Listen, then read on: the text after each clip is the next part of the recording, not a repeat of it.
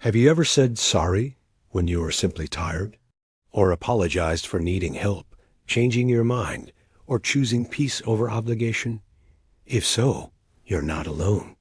Many people over 60 carry a lifelong habit of apologizing for existing, for taking up space, for having needs. But here's the truth.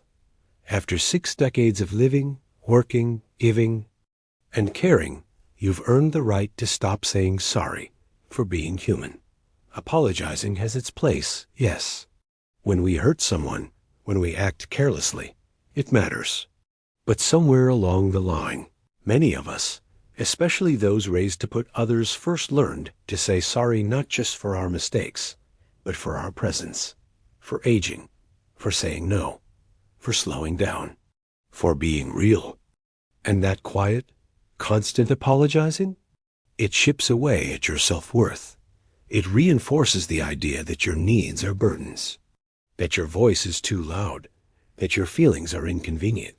And that has to stop. You are not here to shrink yourself to keep others comfortable. You are not a problem to be managed. You are a person to be respected. In this video, we will name 7 specific things you must stop apologizing for after 60.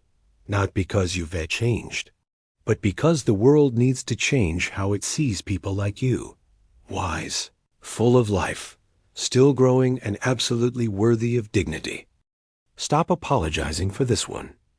Needing rest somewhere along the way, many of us were taught that rest must be earned. That unless we're exhausted, we haven't done enough. That sitting down before finishing every task is laziness.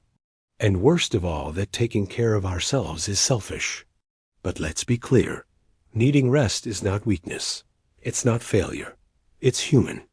And after 60, it's essential. As we age, our bodies shift, joints stiffen, energy dips. Recovery takes longer. What used to take an hour now takes 2, and what we used to push through in a day may now stretch over a week. And yet the guilt persists, so we apologize. We say, sorry, I can't stay out late. Sorry, I need to lie down for a bit. Sorry, I'm not as quick as I used to be. Sorry, sorry, sorry. But here's the truth. Your body is not a machine. It's not meant to grind endlessly. You don't need permission to rest. You don't owe anyone an explanation for needing a slower pace. Rest is not a luxury. It's maintenance. It's healing.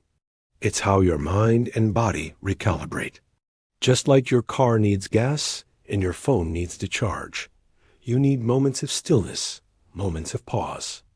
Not just to keep going, but to stay whole. And yet, our culture glorifies hustle. We praise those who keep going, no matter what. Especially for older adults, this pressure can become toxic. You're expected to babysit grandkids, attend family events, keep your house immaculate, say yes to every favor, while your energy quietly depletes. Let's be honest. Many people won't notice when you're tired, but they will notice when you finally say no. And instead of understanding, they may respond with guilt-tripping, passive aggression, or judgment. So you feel forced to apologize again for your very human limits. But enough of that. You have nothing to prove. Resting doesn't mean you're giving up. It means you respect yourself enough to listen when your body whispers before it screams. It means you know your limits and honor them without shame. You are allowed to rest, to cancel plans, to say, I'm not up for that today, to take a nap without guilt, to protect your mornings or evenings or weekends as sacred time, to sleep in, to sit down, to do nothing. Rest isn't just about energy, it's about boundaries. It is the way you reclaim your life from the constant demand to do more, and instead choose to be well. You're not here to be on call for everyone else's needs. You've done your time. You've earned this season. You don't need to apologize for slowing down. You need to embrace it. So the next time you feel the urge to say, I'm sorry, I need to rest, try this instead. I'm listening to my body. That's called wisdom. Stop apologizing for this too. Saying no for decades. Many of us were raised to be agreeable, helpful, and accommodating, especially in family settings. We are praised for being selfless, for saying yes, for always being there. And while kindness is a beautiful quality, being agreeable at the expense of your well-being is not virtue. It's self-neglect. Now, after 60, it's time to stop apologizing for saying no. Saying no doesn't make you mean. It doesn't make you selfish. It makes you aware of your limits, your needs, and your right to choose how your time and energy are spent. And yet, how often do you still say sorry? Sorry, I can't babysit this weekend. Sorry, I won't be able to help with that move. Sorry, I need a quiet night instead of attending that gathering. The guilt seeps in, not just because of what you said, but because of the way others react. A sigh, a pause, a passive-aggressive comment, and suddenly your simple no feels like a betrayal. But let's be very clear. Saying no is not rejecting others. It's protecting yourself. People who benefit from your compliance are often the ones who make you feel worst for setting a boundary. They count on your yes. They assume your availability. And when you shift that dynamic, it unsettles them, not because you're wrong, but because the balance of power has changed. That's not your burden to carry. You are not responsible for other people's reactions to your honesty. You are not the family fixer, the endless giver, or the emotional sponge for everyone's needs. Saying no is not a failure of love. It's a declaration of self-respect. At this stage in life, your time is precious. Your energy is sacred. Your days should be spent doing things that nourish you, not drain you. You do not have to. Attend every event. Agree to every favor. Answer every call immediately. Explain every decision. Feel guilty for choosing rest, peace, or privacy. Here's the truth. People who love and respect you will accept your no. They won't pressure, manipulate, or shame you. And if someone does respond with hurt or anger, that's not your fault. It's their discomfort with not getting what they want. You don't need to soften every no with over-explaining. You don't need to shrink yourself to fit into other people's expectations. And you certainly don't need to apologize for drawing a line. Saying no is how you preserve your strength. It's how you make room for what truly matters. It's how you teach others, especially younger family members, that boundaries are not selfish, they are wise. So next time you feel that familiar guilt creeping in, remind yourself, no is a full sentence. No is a healthy choice. No is a sign that you value yourself. Stop apologizing for having boundaries. Start honoring them. Stop apologizing for this 3. Changing your mind. There is a strange pressure in society to be consistent. We're told that once we make a decision, we must stick with it. That changing your mind is a sign of being weak, unreliable, indecisive. But here is a truth many people miss. Changing your mind is not a failure. It is often a sign of wisdom. Especially in later life, as priorities shift and clarity sharpens, changing your mind is not only normal, it's necessary. You may have once agreed to watch the grandkids every week, but now you feel tired. You want more freedom. You may have once loved a big family home, but now downsizing feels like peace. You may have once promised to help someone indefinitely, but now your own needs are growing. Or maybe you said yes to a commitment, but with more reflection, you realize it no longer aligns with who you are. Yet when you try to step back or change course, guilt shows up. People remind you of your past words. They say, "But you said you would." And just like that, you feel trapped, held hostage by your former self. But listen, you are not a prisoner of your past decisions. You're a human being. You're allowed to evolve. You're allowed to grow. You're allowed to wake up one day and say, "I thought that was right for me, but now I see it differently." Changing your mind is not a betrayal of others. It's an act of honesty toward yourself. Think of how many times in life we shift direction. careers, relationships, homes, values. Growth demands flexibility. And if we punish ourselves for outgrowing our old choices, we rob ourselves of freedom. Here's what no one tells you. It takes courage to change your mind, to admit that your needs have changed, to disappoint others in order to be true to yourself, to revise plans even when it's uncomfortable. It's far easier to stay silent, to keep going along with things you no longer believe in. But at what cost? The older we get, the more precious time becomes. There is no room left for pretending. Every yes you give should be real, not forced. Every commitment should feel aligned, not obligatory. You have the right to change your mind about family roles. Change your mind about where you live. Change your mind about who you spend time with. Change your mind about what brings you joy. Change your mind about what rest, love, and peace mean to you now.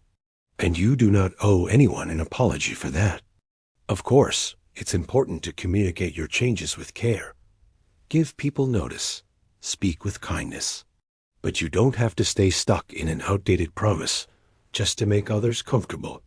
You're not being flaky. You're being real. And at this stage of life, real is all that matters. So the next time someone says, "But you promised," you can say, "Yes, and at the time, I meant it. But life has changed, and so have I." That's not selfish. That's wisdom in motion. Stop apologizing for this for. Needing help somewhere along the way, many of us began to believe that asking for help is shameful. That needing support makes us a burden. That real strength means doing it all alone. That belief? It's not only wrong, it's dangerous. After 60, life brings a shift. Bodies change. Energy changes. Priorities change. And with those changes, it's completely natural and healthy to need help. Whether it's help carrying groceries, remembering medical appointments, understanding technology, or processing emotional challenges, the need for support doesn't mean you're failing. It means you're human. So why do we still say, "I hate to bother you, but sorry to ask for this. I should be able to do this myself"? We apologize before we even explain the need. We downplay it. We rush to prove we're still capable. But here's the truth. Needing help is not a weakness. It's a reality of life. And denying it? That only leads to deeper stress, isolation, and often worse outcomes. Think about it. How many accidents happen at home because someone was too proud to ask for assistance? How many medical issues got worse because someone didn't want to make a fuss?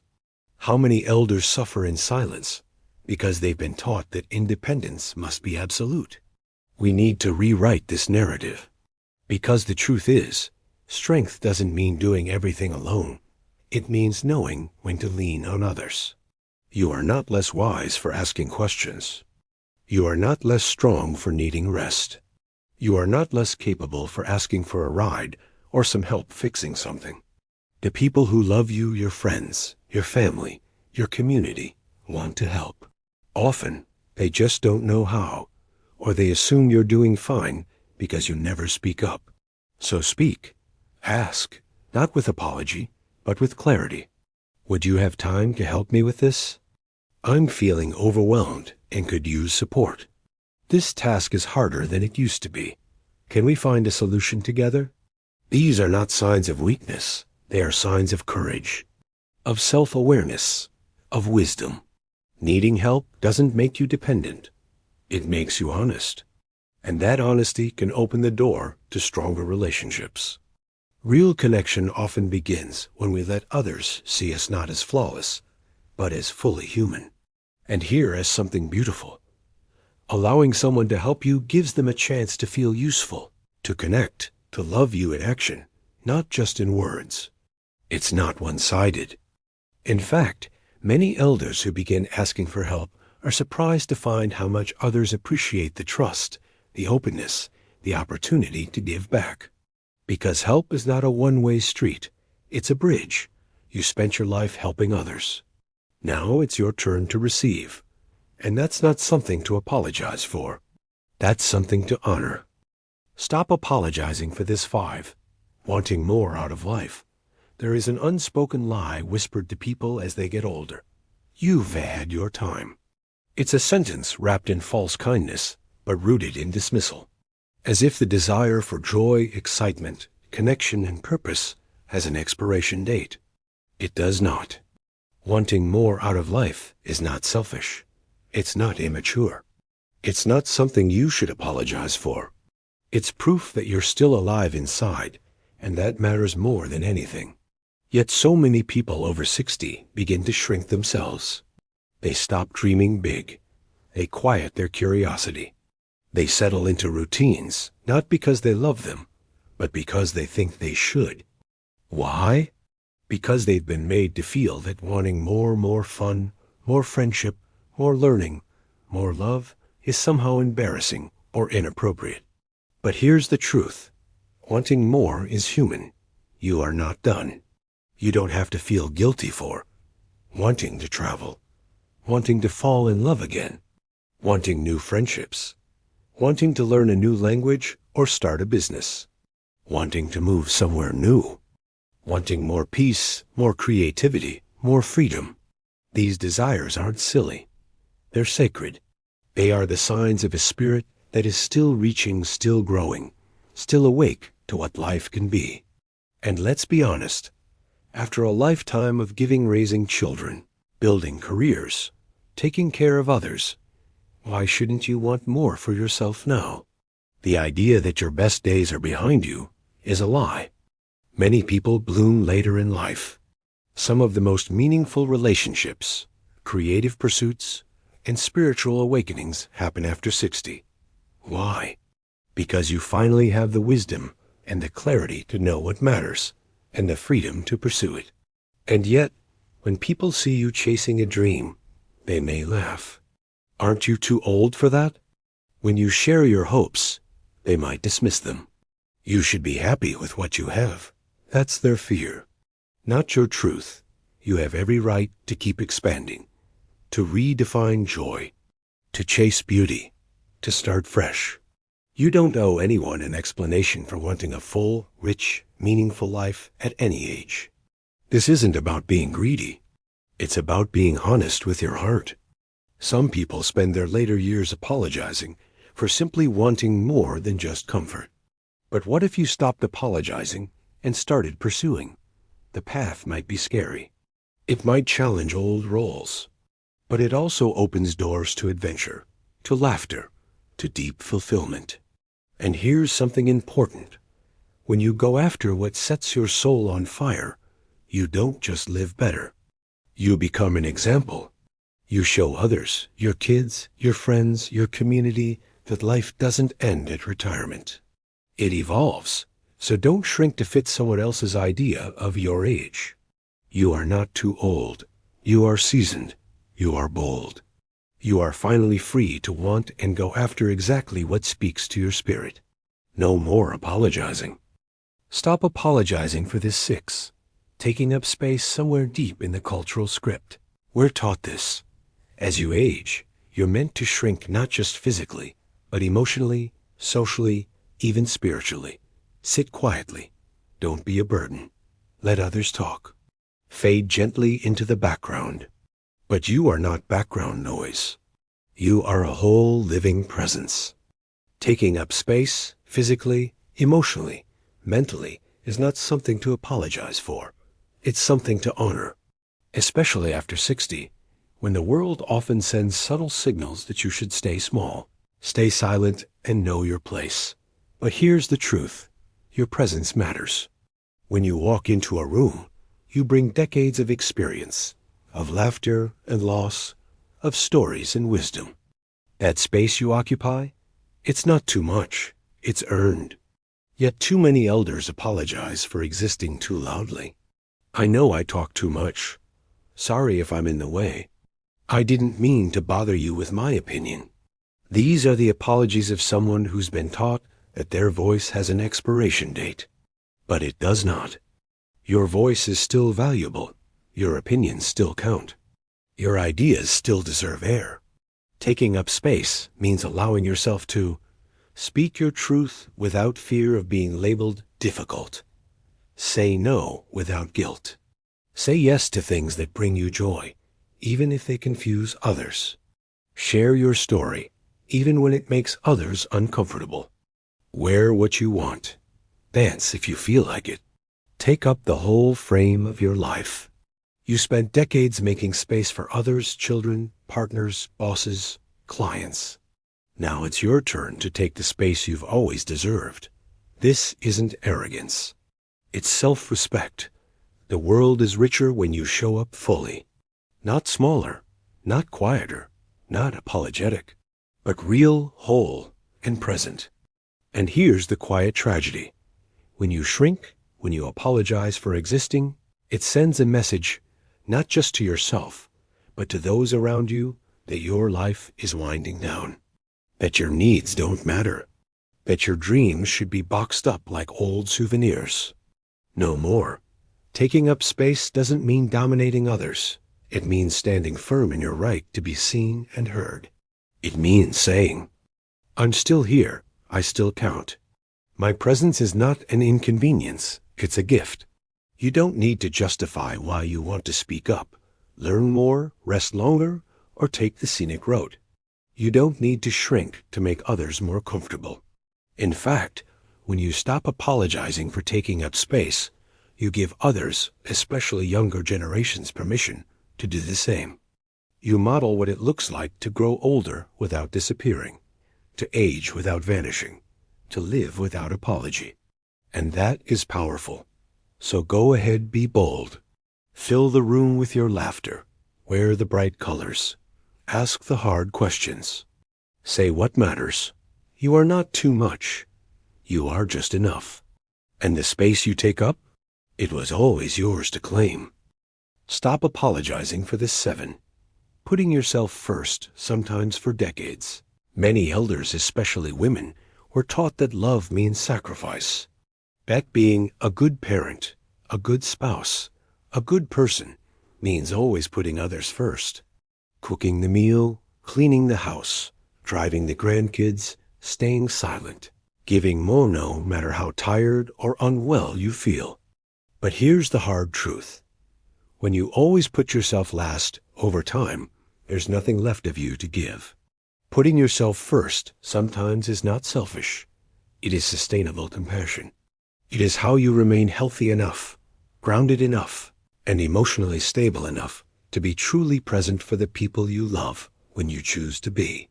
But too often, when elders say, I need time for me, or I won't be able to help this week, or I want to spend this money on something just for me, the guilt creeps in. Am I being selfish? Will they be disappointed? What if they think I don't care? Let me be clear. Caring for yourself is not abandoning others. It's honoring the only life you have left. When you reach your 60s, 70s, or beyond, time starts to feel different.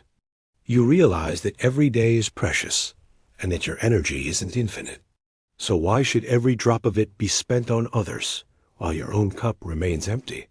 Putting yourself first can look like saying no to a visit because your body needs rest, taking that art class instead of babysitting again, spending money on a massage instead of giving another loan, turning off the phone and enjoying a silent afternoon, traveling alone or with a friend, without asking permission.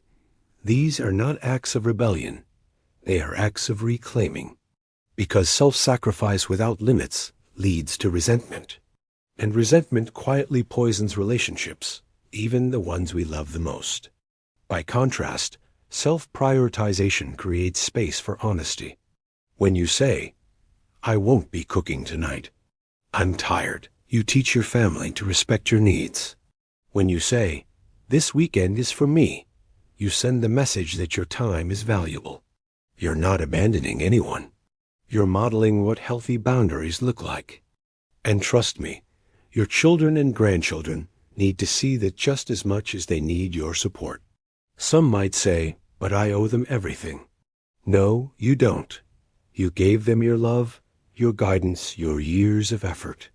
But now, You owe yourself a life that feels good, not just useful. Remember, love is not measured by how empty you are. It's measured by how real, honest, and human you remain while giving what you can and no more. So stop apologizing for needing time, for saying no, for wanting ease. You have nothing to prove, and you do not exist only to serve. You are not a resource. You are not a utility. You are a human being with wants, needs, dreams, and limits. And every time you put yourself first, even just once, you're not betraying anyone.